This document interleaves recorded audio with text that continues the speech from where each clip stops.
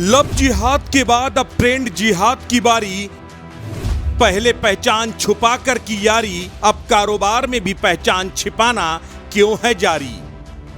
मुजफ्फरनगर में आया पुलिस का एक ऐसा फरमान, कांवड़ से पहले शुरू हो गया घमासान। मुजफ्फरनगर में अगर चलानी है दुकान तो बतानी होगी पहचान। पुलिस का फरमान, मत छुपाओ पहचान, नाम बताओ भाईजान फिर बेचो सामान। गणपति होटल के नाम से वसीम चला रहा, संगम होटल के नाम से सलीम चला रहा, नुसरत नैना बनकर तो फातिमा सुमन बनकर अब दुकान नहीं चला पाएगी। कांवड़ की शुरुआत के साथ ही मुजफ्फरनगर के एसएसपी का यह फरमान अब बवाले जान बन गया है। गले की फांस बन गया है, हंगामा खड़ा हो गया है। ओवैसी से लेकर तमाम मुस्लिम नेता धर्मगुरु बेचैन हो गए हैं।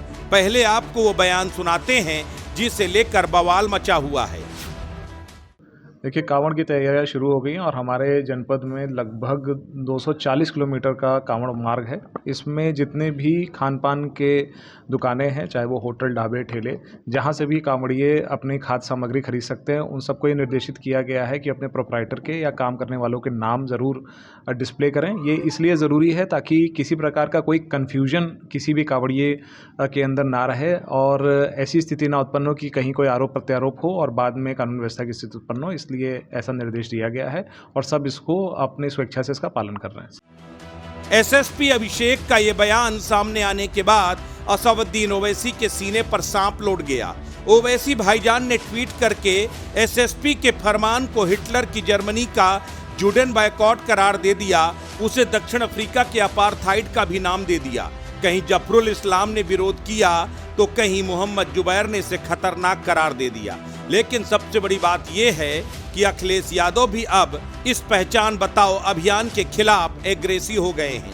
अखिलेश यादव ने भी ट्वीट करके कह दिया, जिसका नाम गुड्डू, मुन्ना, छोटू व फतेह है, उसके नाम से क्या पता चलेगा। माननीय न्यायालय स्वतः संज्ञान ले और ऐसे प्रशासन के पीछे के शासन तक की मंशा की जांच करवाकर उचित दंडात्मक कार्रवाई करे। ऐसे आदेश सामाजिक अपराध है जो सौहार्द के शांतिपूर्ण वातावरण को बिगाड़ना चाहते हैं।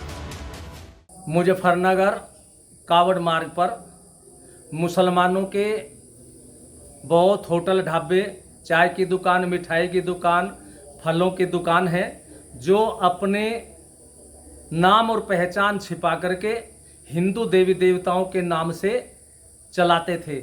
हमने पिछले वर्ष आवाज़ उठाई तो पिछले वर्ष मुजफ्फरनगर पुलिस प्रशासन ने उन सबको सील कर दिया था। अब की बार भी हमने आवाज़ उठाई तो मुजफ्फरनगर के डीएम साहब, कप्तान साहब और दूसरे अधिकारीगण 24 जून को सभी एकत्रित हुए और हमें भी उसमें बुलाया। हमारे से पूछा कि आपकी समस्या क्या है। हमने कहा कि हमारी यही समस्या है कि कोई भी मुसलमान अपनी पहचान छिपाकर, अपने नाम को छिपा करके हिंदू देवी देवताओं के नाम से अपनी कोई भी दुकान न चलाएं। तो हमें पुलिस प्रशासन मुजफ्फरनगर ने आश्वासन दिया कि ठीक है, अब कोई अपनी पहचान नहीं छिपाएगा।